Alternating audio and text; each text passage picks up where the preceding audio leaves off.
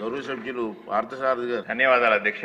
మొదట మనము వైద్య శాఖ మంత్రి గారిని అభినందించాలి అధ్యక్ష. నిన్న మనం అందరూ కూడా కొత్తగా టీచర్ పోస్టులు పొందినటువంటి అభ్యర్థులందరినీ తీసుకొని వచ్చి వాళ్ళకు అపాయింట్మెంట్ లెటర్లు ఇచ్చాము అధ్యక్ష. నేను అక్కడ సుమారుగా ఒక 200 మంది 300 మందితో వివిధ జిల్లాలకు సంబంధించిన క్యాండిడేట్లతో ఇంటరాక్ట్ అయ్యే అవకాశం దొరికింది అధ్యక్ష. వాళ్ళు మాట్లాడిన అంశాలు వాళ్ళ భావాలని సభ ముందు పెట్టడం కూడా నాకు అవసరం అనిపించింది. ఎందుకంటే ఇది మామూలు విషయం కాదు అధ్యక్ష. 15,941 మంది అభ్యర్థుల అపాయింట్మెంట్ లెటర్లు తీసుకున్న వాళ్ళు వీళ్ళెవరు ఎన్నో అవకాశాలు ఉన్నప్పటికీ కూడా వాళ్ళు చెప్పిన అంశం అధ్యక్ష, మేము ఇంజనీర్లు అవ్వచ్చు, మేము రకరకాల వృత్తుల్లోకి పోవచ్చు, కానీ మాకు టీచర్ వృత్తే కావాలని ఇక్కడే ఉండాలనే ఉద్దేశంతో మేము బీఈడి చేశామండి, లేదా టీచర్ కోర్సులు చేశాం. 7 సంవత్సరాలుగా ఇదిగో అదిగో ఇదిగో అదిగో వస్తాందని చెప్పి కళ్ళు కాయలు కాచేలాగా వేచి చూస్తా ఉన్నామండి. 7 సంవత్సరాల తర్వాత మాకు పరీక్ష వచ్చింది. గత ప్రభుత్వంలో పూర్తిగా మోసపోయినాం.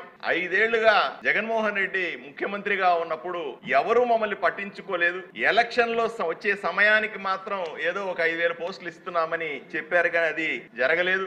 ఎంతో కష్టపడ్డాం. నాకు కొంతమంది కలిశారు అధ్యక్ష, సార్ మేము కాల్ సెంటర్ లో పనిచేస్తా ఉన్నాం సార్, కొంతమంది సార్ ప్రైవేట్ స్కూళ్లలో పనిచేస్తా ఉన్నాం సార్. నిన్న మనం ఈవీఎం లో చూసామండి, అక్కడ టీవీలో కూడా చూపించారు. కొంతమంది పొలాల్లో పనిచేసి టీచర్లుగా సెలెక్ట్ అయిన వాళ్ళు ఉన్నారు. ఎంతో పోగొట్టుకున్నాం. సామాజికంగా కూడా తల్లిదండ్రులు ఏమైనా నీకు ఉద్యోగం రాదా అని బిడ్డలను అడుగుతా ఉంటే సమాధానం చెప్పలేని పరిస్థితుల్లో ఉన్నాం. అప్పుల పాలయ్యాం. ఇంకా అప్పులు అడుగుతామేమో అని మా బంధువులందరూ మాకు దూరమైనారు, ఏకమైనారు, అనాథలుగా మిగిలామని చాలా మంది చెప్పారండి. అదే కసితో పనిచేసి కూటమిని గెలిపించుకున్నాం.